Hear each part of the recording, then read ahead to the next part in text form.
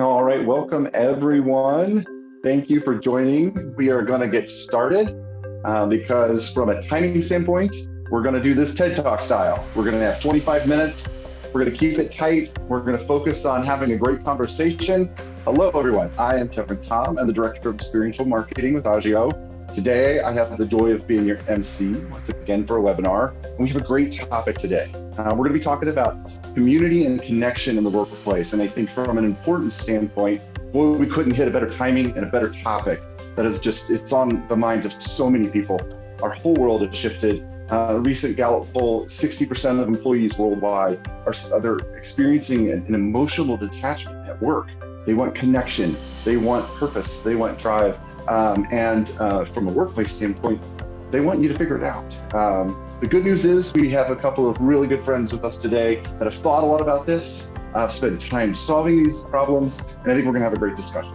So do please help me in welcoming our two guests, Julie Gilbert, who's the CMO of Augeo. Welcome, Julie. And Sarita Parikh, who is the Vice President of Product at Structural in Augeo Company. We're gonna get going. I do want to do just a small housekeeping thing. Due to the TED Talk format, we are gonna keep it short, focused, straight, which means we won't be taking questions. But if you do have questions, we are here for you. We wanna answer them. So please do send them to info@augeomarketing.com. And we promise we will absolutely answer them. Now, as we get into this subject, Julie, Shriek, you ready to go? Let's do it. Okay. First of all, I do want to start with Julie to give us a little bit of background on Augeo, Structural, and all things related to connection and community. Great, thank you, Kevin. So to first, by way of background, as Kevin said, Augeo is a global leader in enterprise engagement, loyalty platform technologies, and we're really excited to share that we recently acquired Structural. Structural is truly an integrated community, mobility, connectivity platform technology for workplace engagement. And so it represents kind of the culmination of what we think and view as a strategic multi-year partnership. We've really been partnering and integrated with Structural and between the two organizations for a few years, with a focus on truly advancing employee engagement and organizational connectivity. And so with that, Kevin, I will pass it back to you. Thank you. And yes, now we want to start with the why. We always want to start with the why. And I mentioned that a little bit as we got started, and I think everyone is feeling it today. But I do want to dig deeper, and I wanted to really kind of explore the why, what's happening in the marketplace. And Sarita, I think you've got a really great point of view and some thoughts on that. So I'd love to hand it to you on that. So one of the things that Julie and I talk about a lot and that we're seeing with clients quite a bit is that there's a new sense of urgency around fostering community and connection. So we've been, almost every organization across the world has had just obviously relentless change. And on top of change, the one thing that you can expect is that there will be more change. And so there's kind of four things that are really driving this need to be very intentional and deliberate around fostering community in your organization. So the first thing is a perennial challenge. Like, organizations have always been challenged with keeping their best employees. That's sort of always been. And then on top of that longstanding challenge, we've had the challenges of the last couple of years: distributed work and hybrid work, remote work. And those have been this sort of relentless set of challenges that organizations have been adapting to. And then right now, to take those two things that are already pretty tough, we have two more sort of big, broad cultural things that are really driving this urgency. The first is there's this really big movement around something called quiet quitting, and you've probably heard of it. It's got a ton of definitions. But the overarching point is that people are deciding to be less engaged with their work. There is this cultural movement for employees to downsize their workplace contributions. And so that is a really significant cultural challenge. And then on top of that, we are going into 2023. There's a lot of economic pressures. There's very heavy signs of a recession ahead. All of the, sort of economic signals like lower GDP in the first part of the year, interest rates are going up and so forth. And so all of that economic pressure means that organizations are starting to look at staff reductions, and that might be through not backfilling with attrition. It might be more deliberate staff reductions. And all four of those items are happening together. There's this convergence of all of these right now. And so what we're finding as we talk with more and more organizations and more leaders is that companies are really looking to be more deliberate about how they engage their workforce. For leaders, this is a really big challenge. In the midst of all of these big factors and sort of international factors, as a leader, you still need to keep your business thriving. And so you know that you need to put these structures into place that foster a sense of belonging amongst your organization, amongst every person in the organization. That helps, even despite maybe recessionary pressures, that people still feel like they have opportunities to grow and that they have opportunities to connect across the organization. And of course, the bottom line, and what we're hearing over and over from leaders is that it's just good business, that when you drive engagement, it's the right thing to do, but it also ultimately drives productivity. And so what we're finding is a lot of focus on workplace culture that promotes sort of a sense of belonging and a sense of active community to inspire colleagues. Workplace culture, definitely some keywords we're hearing a lot of. Along with that, as something becomes a subject that's talked about a lot, we do usually also hear a lot of like misinformation or confusion. So I do want to spend a little bit of time, Julie, picking your brain a little bit about, workplace culture. Like, how are we going to define that? How are we going to sort of shape really what that means? Sure. So maybe I'll start with how I would define it to teams and organizations. But first, what it does or what it's intended to do, right? So an expression of culture, it's really meant to communicate how employees at a company feel connected, how they are encouraged to participate. Your employees want benefits from you as an organization, and at the same time, they want to contribute to an organization, which, I think we have around kind of the assessment of contributions as another element around it as well. But as they contribute to an organization, they want it to be meaningful, and maybe more importantly, sustainable. And organizations want to empower a diverse, inclusive environment. So as we kind of think about it, DEI and sustainability are huge efforts right now across organizations. And ultimately, they are massively influencing culture. And so 3 kind of areas of maybe consideration around workplace culture and the expression, cultural expression, and I think the entire employee or people experience truly and typically stems from a result of the creativity of individuals, of groups, and societies in general. And I think it proliferates around or through symbolic meaning, artistic dimension, and the underlying foundation, I think, will always be both the organization's values, but maybe more importantly, the values of the individual. And both, are truly originated through these identities. And one of my favorite phrases, cultural agility, and how we allow individual employees and organizations to succeed through cultural agility, and how we move through, through evolutions and transitions together. The second kind of idea or key theme is really around people and organizations are constantly changing and evolving. I think we've already said it, Sarita, between you and I 3 times.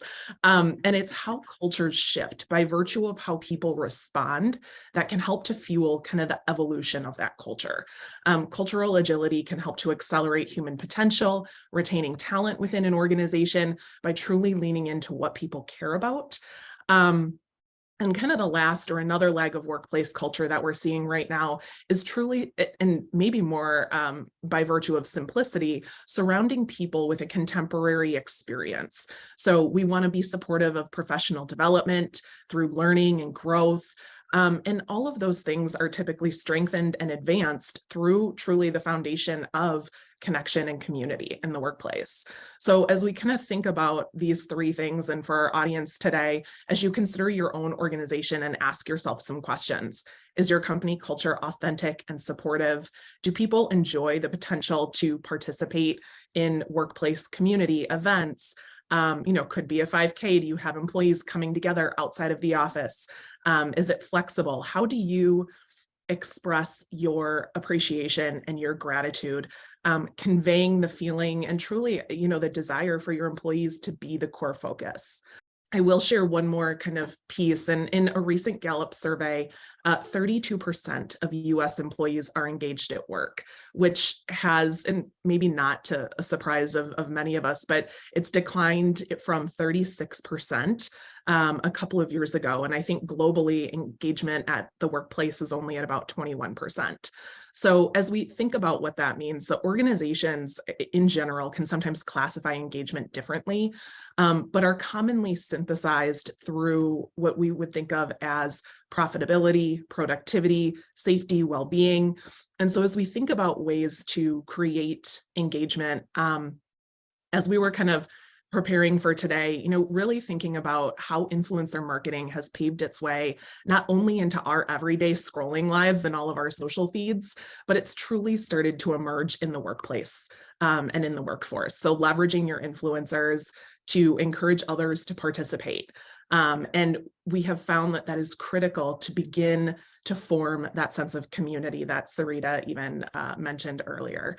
And so it enables them to start to become more connected in more meaningful ways. People want to be where people are, whether it's in person or virtually through digital technologies. And so I think all of that truly classifies the workplace culture and has some underlying principles that are shared throughout organizations. I would say that feels very different than the pool table and the beer fridge that has sort of become the workplace culture meme that we see around there a lot. And I can't help but to think, as we've discussed the idea of cultural shift, so much of that feels like, our team members have made that shift. And so now we're trying to figure out the right ways to re-engage them and the right tools to do so. It feels like the need for a proactive approach. And I think that's probably the next thing I'd love to explore just a little bit is, proactive, what does that sort of look like? And why is it important in advancing this workplace culture that sounds a lot harder to build than maybe just sort of what can we do that's fun that we used to lead with a little bit in the not so distant past? It's important to be proactive in defining your workplace culture, although I'll say that creating culture is difficult, right? Because you don't really create it. But to attract the right talent in the right roles, drive engagement, foster a sense of belonging, as Sarita shared as well, all these things that we kind of know and talk about every day. But I think in general, are asking organizations if they have considered how they're creating a community across their employee base. So how are people feeling connected to the culture? Culture is the cornerstone of every successful organization. And it's interesting as we are, I know at Augeo and across other organizations, as we're kind of talking about, advanced thinking with the metaverse experiences, machine learning, connected technologies, how do they fuel how we are or should be shifting to think about the future of the workplace? And yet at the end of the day, the foundation of all of that will continue to revolve around people and culture and the experiences that people have, right? How they feel working for a company, continuing to ask, are we aligning our teams with our purpose? Have we asked them how they think that they are contributing to the organization? Could your employees articulate that to you? I think it's a really interesting question to ask ourselves. Have leaders and managers carved those career paths, for people to explore? People truly are driving organizations. We need to invest in them. Employees and customers are that driving force. And actually, in reality, creating kind of the unique intersection of EX and CX across organizations. I know for us, and it's a North Star of how we think about the larger engagement ecosystem, how any constituent is cultivating relationships with organizations, with brands, partners, to essentially achieve kind of that influencer status or be that ultimate brand fan. So as you start to think about your employees, oftentimes, they're on the front lines with customers. So what would your employees say about you? We ask ourselves, are they excited about the organization, about the services that we offer? How are they kind of starting to create those memorable experiences for your customers? It starts with the employee or that people experience that you've created for them, right? And typically through a foundation of community, recognition, and connection. Okay, you've convinced me on the importance, so which is good. We were all there anyway, but certainly. So what does it look like? What does this look like? What does workplace culture look like when you're doing it right? Yeah. I would say it's not about creating that culture, right? It's about creating the channels for culture to be exposed, for your employees to influence your culture through their energy, their passions, talents. We need to meet people where they are. We're leveraging employee resource groups, business resource groups, creating opportunities to participate. And you can leverage your influencers, as we've shared, or just simply bring along those that want to participate. We've been, I think, recently asked more often how companies advance beyond organizing and managing their workforce. And it's actually quite simple. It's truly through a foundation of people, profile data. You want to learn more about your people and what they care about. Bring a lens of growth, of learning and development to transform your team. You want to transform them to help them be more productive, to make them feel empowered, and through kind of a purpose-driven people organization. So as we kind of look to the future, maybe I'll end on this closing comment, Kevin, as we look to the future of workplace engagement, right? Organizations not only want to connect with their employees and customers, but more importantly, they want to connect their employees with each other and their customers with each other to form communities. And it's starting to lead to connecting your employee influencers to your customers, which we have truly started to see across major retailers and within some other industries. Very cool. Yeah, and now, Sarita, I want to jump a little ahead. We've gone into the through a lot of the ideas and the concepts, but I do want to kind of get down into the practical. I'm staying committed to my 25-minute TED Talk time here too, but I do want to get into some of the concepts from moving from concepts into the practical tactical. And I was wondering if you could take us through a little bit of the practical tactical here, so we could put some work into practice. Yeah, it's practical tactile. Is that like a line from, I think, a Tom Hanks movie? I love that phrase. Okay, so I think just practically to sort of pull all of this together, like what can you do if you're in a position where you are actively and deliberately working on driving workplace culture and workplace engagement? The first thing to do, I think, that's really helpful is just to stand in the shoes of what it's like to be an employee in your organization. And this is something we find, especially with knowledge workers. There's plenty of data on this around, your organization may have 10,000, 30,000 people, but most knowledge workers spend the bulk of their day working with the same 7 to 10 people. So teams have always been siloed, but they are especially siloed now. And so what that means, if you're an organizational leader, that the people across your organization, there's very little room for them to meet new people, for them to cross-pollinate ideas across teams. One example that I saw recently that really resonated with me was someone who's a machine learning engineer, and they wanted to know what other machine learning engineers were doing across the enterprise, but they didn't know who they are or where they are or what they're doing, much less share ideas. And when you think about silos, even if you're in a hybrid workplace and you're physically in the office sometimes, there's still a big element of luck, because who you meet is based on who's in this office, right? And so to the point that Julie made, this is a place where data can be really, really helpful. It can help you understand, based on my skills and my interests and what I'm out to do, my role, for example, who else might be partners organizationally for me that I don't see, that I don't even know exist right now.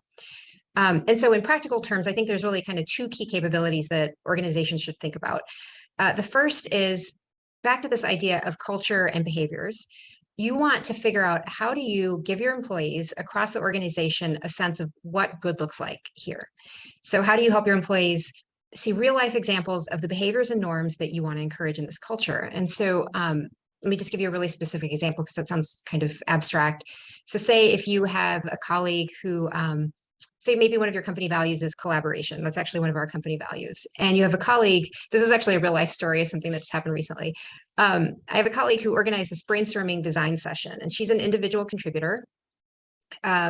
She's not in a leadership position, but she took all of this effort to bring people together to do this design session, encourage collaboration. There were Post-it notes all over the room. It was just like this really fun experience.